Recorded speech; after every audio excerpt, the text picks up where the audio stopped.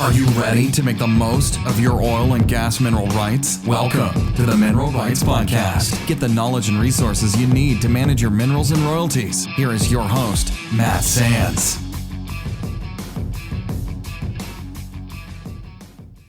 Hello and welcome to the Mineral Rights Podcast. I'm your host, Matt Sands, and I'm joined by my co-host, Justin Williams, and we're here to help you make the most of your minerals and royalties.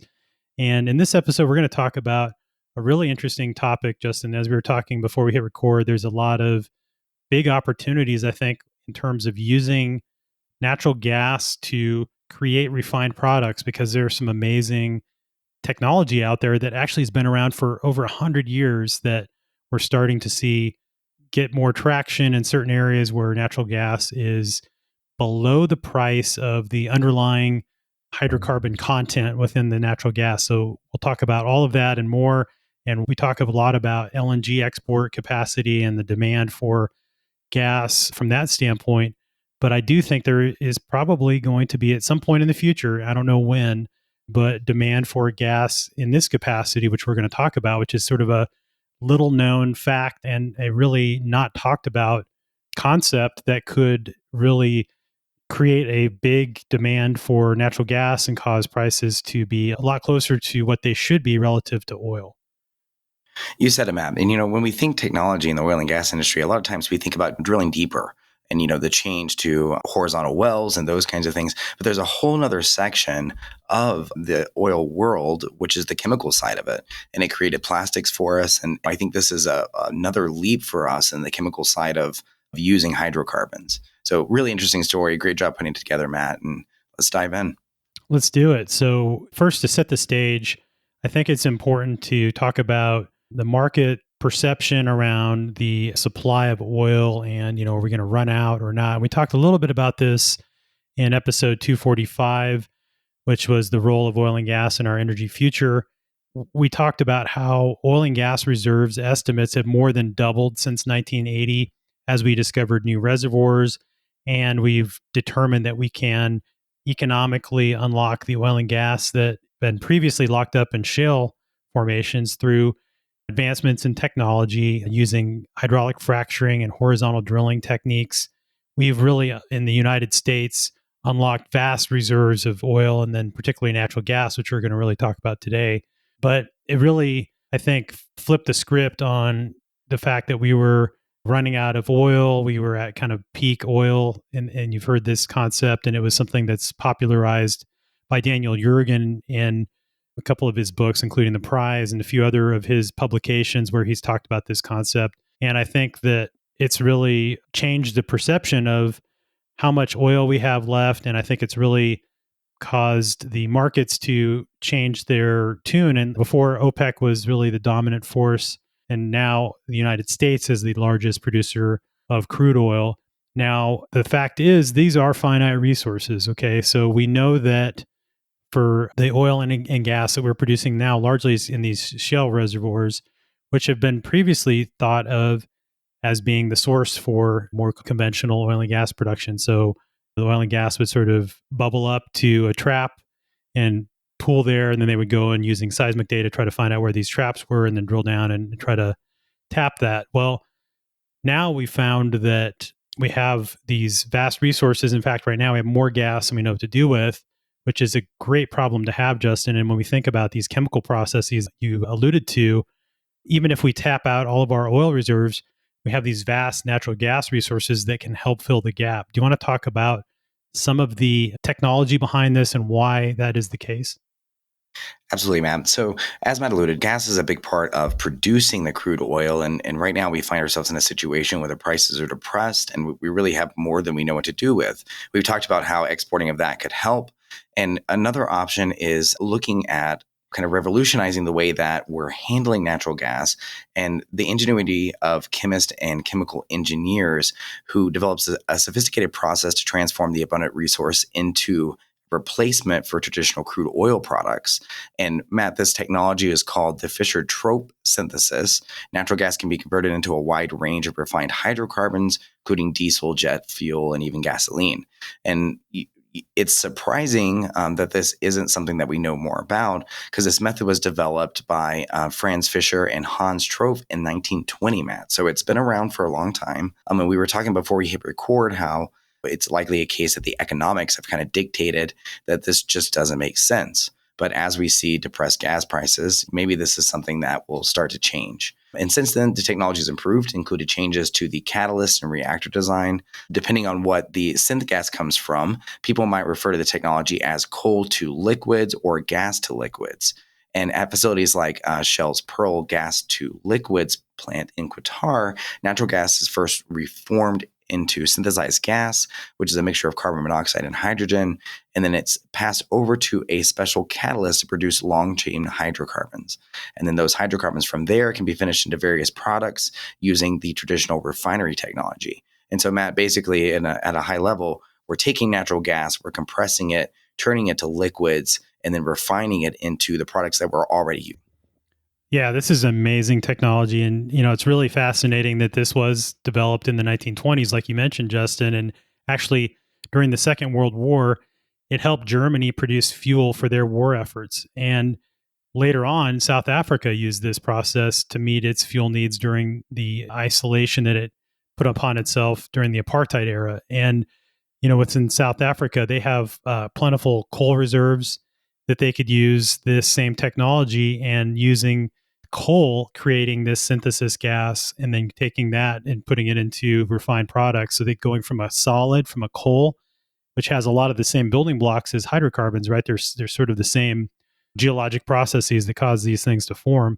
But then you can use that through these chemical processes to turn coal into gasoline, jet fuel, diesel, which, is a whole nother realm, because there's a lot of coal reserves and we're not wanting to burn the coal directly. So maybe this is another source of future products for transportation and things like that. So yeah, and really interesting in South Africa, because again, they don't have any oil or gas reserves. They had international sanctions that were placed on the country, and embargoes pressed against the country due to the apartheid regime and the racial and ethnic segregation policies, which existed back up until around 1990-ish. And in this particular case, there's a company called Sasol, and that's what they do. And they still do this in South Africa. In fact, when I was in college, we visited South Africa as part of an honors program that I was in at the Colorado School of Mines. And we went and visited one of these plants. And it was pretty fascinating to have them describe how they take coal and actually convert it into refined products. But I think the thought process here, Justin, is this could be a whole nother demand for natural gas for refined products, which traditionally we've always seen crude oil as the primary feedstock into a refinery. But with this process and with a few pilot projects that are in development, it could mean that this is another area where we would see demand for natural gas, because at the end of the day, hydrocarbon molecule is a hydrocarbon molecule. And if you can use chemistry to interchangeably make them into what you actually need to use, and as far as the end product is concerned, then that causes the prices to be a lot more in sync in terms of what oil and gas should be priced at. And we'll talk about how that's priced and why and all of that here in a second. So do you want to talk about that concept around the theory and why natural gas should be priced a certain way relative to oil? Absolutely, Matt. And it really comes down to that hydrocarbon content. What can this be utilized for to create energy? And as you mentioned, Matt, with refineries, typically the feedstock has always been oil and gas, but we're starting to see the concept that maybe you could feed any hydrocarbon into those refinery plants. And with natural gas, really it trades at a deficit relative to its hydrocarbon content. So the energy content of 1,000 cubic foot of natural gas is around 1,036,000 BTUs. Comparing this to crude oil, 1 barrel of crude oil produced in the U.S. averages 5,684,000 BTUs. Rounding that up to 6 million BTUs, that means that 6 MCF in natural gas is the equivalent to 1 barrel of crude oil. This is something referred to as barrel of oil equivalent. And so BOE6, Matt, is the shorthand for that. The term BOE is used to describe the amount of energy that is equivalent to that of 1 barrel of crude oil. Many oil and gas operators report production on a BOE basis. And in other words, to describe natural gas production, and natural gas liquid productions in terms of the energy content in a barrel of crude oil. And Matt, this is often something we talk about with pricing. Mineral owners see this based on the BTU factors, and sometimes it's listed in different ways, but it really comes down to the hydrocarbon content of whatever is coming out of the wellhead. Based on this, natural gas should trade at roughly a sixth of the price of crude oil. Crude oil is currently trading at around $75 per barrel. So based on energy content alone, natural gas should be trading closer to around 1250 MCF. And again, Matt, we found ourselves in a situation where we were just oversupplied with natural gas to the point that we don't have anything to do with it. And that's really pushed prices lower.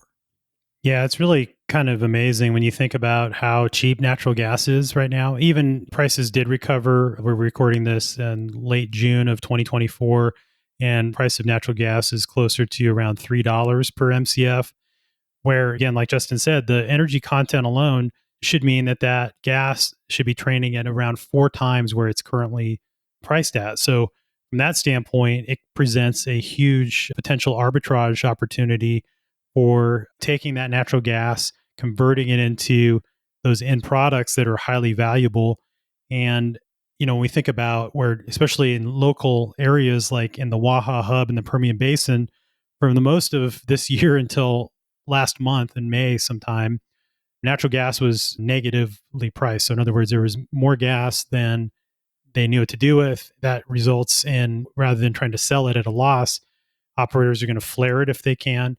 And so these opportunities to convert natural gas into these highly valuable refined products can help eliminate some of that flaring. They can help find a use for that natural gas and, help minimize methane emissions, all those things. I think there's an environmental concept here that also may be potentially beneficial. I'm not totally sure about the specifics of these plants and how, the inputs and what kind of emissions they would have, but it makes sense to me, Justin, that if we have an overabundance of natural gas, and certainly in the United States, we're cracking down on flaring, which is a good thing, but other countries, that's not the case. So if they have an overabundance of natural gas, they're just venting it or flaring it, which is certainly not great for the environment. And it's just wasteful. So I think that this technology in particular could be a huge win for mineral and royalty owners that have a lot of natural gas royalties, because ultimately what it means to me is that you should see a higher price for natural gas over time. Other things that are happening that are, I think, really interesting, where because natural gas is so cheap right now, they're doing things like converting heavy equipment, like the equipment they use, the pumps and compressors for hydraulically fracturing wells. Companies like Liberty Energy are running everything on compressed natural gas and fuel gas. So they have like a equipment that they can take the raw natural gas, process it into a fuel gas, and then run drilling rigs, run frac crews, everything off of that natural gas that they use to convert into power. So they have like portable generators, electric rigs, so all these things. I guess the benefit of having low natural gas is it causes some innovation to occur to try to tap into that, and then also at the same time try to reduce emissions and noise, because certainly in areas where the Barnett Shale we've talked about is an area in a heavily populated area. If you bring a drilling rig and it's running off of diesel generators on site, that's very noisy. You have a neighborhood close by or something, you're near commercial area, residential area, you'd want it to be silent. And so that they can achieve that through natural gas generators, which are a little bit quieter, run it off electricity, things like that. So I think it's potentially these types of innovations we see when there is these economic opportunities, whether it's a direct arbitrage opportunity because of the low price of gas relative to its hydrocarbon content, and then taking that and converting it into refined products. And you want to talk about where that's being done right now and some of these pilots that are being looked at in the Permian? Absolutely, Matt. So in the Permian, there are some different projects going on that are really trying to utilize this, and they're looking at the possibility, again, of converting that natural gas into additional refined projects. And the projects are being piloted in the Permian Basin, where there are plans to build facilities capable of producing around 3,000 barrels per day of gasoline, which, Matt, that's not a huge amount, but it is enough to kind of prove the concept. So the thought process is that by consuming that associated natural gas from operations in the Permian Basin as feedstock, they can leverage the significant arbitrage opportunity there to convert cheap natural gas into valuable products like gasoline and some of the other liquid products, especially at a time where a lot of flaring of the excess gas is going on, which is really not good for anybody. So Verde Clean Fuels and Cottonmouth Ventures, a subsidiary of Diamondback Energy, are kind of pushing the development of this joint venture forward to kind of see what happens with using that natural gas feedstock, and it's being supplied from Diamondback operations in the Permian Basin. So it's kind of a win-win for both those companies. Yeah, that's really interesting. And you really hope that from a mineral and royalty owner perspective, if you have royalties in an area where they're going to use this type of technology, hopefully it would mean that we would get paid more for our natural gas. And you brought up a good point before we hit record, is what is considered the product that you're actually selling and that you should get a royalty on. If they're doing this in the field and they're converting it into gasoline and diesel and selling that, if you think about natural gas, we convert that into natural gas liquids and then natural gas, and we get paid on those plant products or natural gas liquids as well as the natural gas. If you put it into a plant and they're converting that into gasoline and diesel, should we be getting a royalty on the gasoline and diesel? That's a question I'm sure all the attorneys will jump on if this becomes widespread, but it's sort of an interesting concept. But at the end of the day, I think what it would mean is we would be paid a higher price for that natural gas. Certainly, as this becomes more widespread, which I think it hopefully will be, then you would expect to see natural gas prices go up, resulting royalties go up as a result of that. So, yeah, interesting concept and some nuance that will be explored, I'm sure, from a legal standpoint if this becomes a thing. I came across an interesting story not long ago, kind of related to this, but Waste Management, which is a massive company in the United States, at least, they have committed to going all in on natural gas vehicles, and we've started to see those roll out. There's some here in Denver where we're located, but they've also committed to creating a renewable natural gas network, is what they call it, which takes biogas from the landfills, puts it into a pipeline, and kind of processes that to a quality gas. Yeah, that's amazing. Things like that, they could even use this process potentially to create diesel, gasoline, things like that. So, I think it's pretty interesting when you think about how cheap natural gas is right now. And we have this focus on oil and this concept of peak oil. At some point, potentially in the future, as the supply of oil is lower than demand, then the price will go up. And then the question that we had talking about this before we record is, what is the reason this isn't more widespread right now? And it must be it's more costly than just obviously taking oil, which is much easier to distill into diesel and jet fuel, kerosene, things like that. It's literally just heating it up in a distillation tower for the most part. There's lots of other things that happen as well, but that's a much less energy intensive process, much simpler process than taking carbon monoxide and hydrogen and heat, I'm sure, and then catalyst, which can be very expensive, depending on what type of catalyst they're using in this chemical reaction to actually create that synthetic long chain hydrocarbon or create that natural gas and converting it into gasoline, diesel, et cetera. So certainly there's some break-even point. I've got to think that this technology becomes just as competitive as taking oil and refining it. And it would have to be some point where oil is very expensive because demand is still there, it's increasing, supply is below demand, so price goes up. Then have advancements in these technologies, commercialization of these technologies. Right now it's in a pilot phase, like we mentioned in the Permian, but I could see very much a case where, especially if vertically integrated operator, you mentioned like a Shell or ExxonMobil, some of these large majors, that it would make sense to me that they would take that. If it's like a negative price for the gas at the wellhead, they can use this technology to create highly valuable gasoline, diesel, other refined products there locally where there is a lack of export capacity from the natural gas standpoint. Could be a big economic benefit. So we'll have to see how this develops, but I thought it was really interesting that this process exists. And then the thing to really keep in mind from a mineral and royalty owner perspective is that 1/6 ratio in terms of the energy content of oil versus natural gas. So in other words, 1 barrel of oil has 6 times the energy content of 1 MCF of gas. And so really easy to remember. So when you see the term BOE, and if you have an operator that's a publicly traded company, you look at their investor report, presentation, and they mentioned their production in terms of BOE. You can use that to figure out what they're really talking about. So something to know there as well. You said it, man. And, interesting that, again, a lot of times when we think technology, we think the ability to drill deeper, the discovery of more red formations. But really, this is all about, in the early days of discovering oil, we said, wow, look at all these chemicals that we can make with this, all of the things that we can create with this. And now it's become a question of, look at all the things that we can turn this all into.